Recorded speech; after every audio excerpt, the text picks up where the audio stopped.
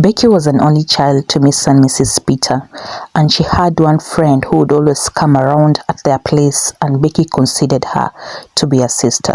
She gave her permission to take anything that she liked from her wardrobe. Winnie was gracefully tall and beautiful, and every time Winnie and Becky went out, men would stop to stare at Becky and Winnie. Becky had a calm personality as opposed to her friend Winnie, who was a party girl. Many years later, Becky met a man in the supermarket who offered to pay for her shopping, and from that day, they became best of friends. Mark and Becky started hanging out, and through Mark, Becky learned a lot, from how to get business opportunities to chasing and achieving your own dreams. Mark was a hard-working man, and he had created an empire for himself. He was so rich, and Becky was so lucky to have met Mark. Months later, Mark popped the question and asked Becky to marry him. Becky was so excited and couldn't wait to get home so that she could call her best friend Winnie. When she got home, she called her sister and she invited her over so that they could celebrate the good news.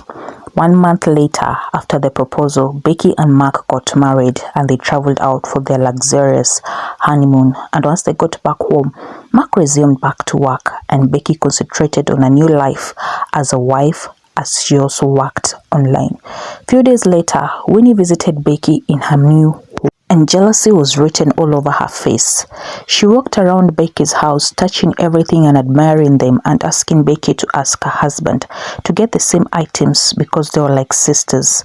Becky got annoyed and said, "You know what, Winnie? It's clear enough that you want to stop trouble in my new home. Don't get me wrong, but I wish you well. You're so beautiful and I'm sure you'll meet a man who will adore you and want to marry you. But for now, just allow my husband and I be. This is not like my bedroom that I would allow you pick anything. This is my matrimonial home and I won't put unnecessary bills on my husband. With that said, what would you like to drink?" Winnie got so mad and left Becky's house in a haste, and for months, Becky did not set her eyes on her.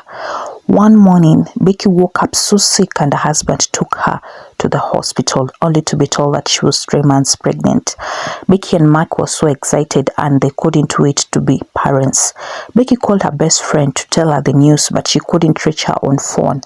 Many months later, Becky put to bed a bouncing baby boy and they named him Leo.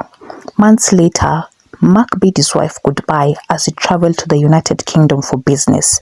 After 2 weeks, Mark got home and he brought many gifts for his wife and son. And on the day of his wife's birthday, he bought her a brand new car and he threw her a huge party just to celebrate her. Days later, Becky received a phone call from her best friend Winnie, and Winnie said, "Guess what, sis? I finally settled in the United Kingdom and I'm happily married and I just found out that I'm pregnant." The two friends screamed over the phone and Becky said, "I am so happy for you, sis. At last God has done it for you." That same day, Mark came back home so sad, but he had a gift for his wife and he said, "My love, you know I love you so much.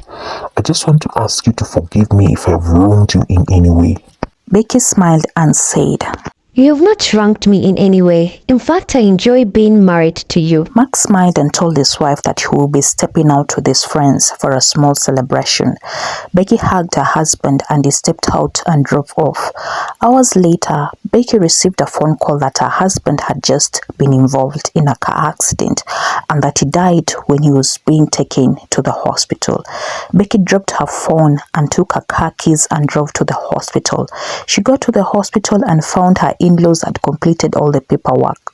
They hugged her and tried to comfort her, but Becky was in so much pain. Becky got back home and she got 11 missed calls from Winnie. She called her back and they both cried over the phone. Winnie asked her to inform her about the burial dates so that she could fly back and attend the burial. On the day of the burial, Becky stood up to eulogize her husband, and once she was done, Winnie also stood up and said, "I greet you, my in-laws. My name is Winnie. I'm the second legal wife to Mark. We got married in the United Kingdom with the blessing of his parents, and the child I'm expecting is his child.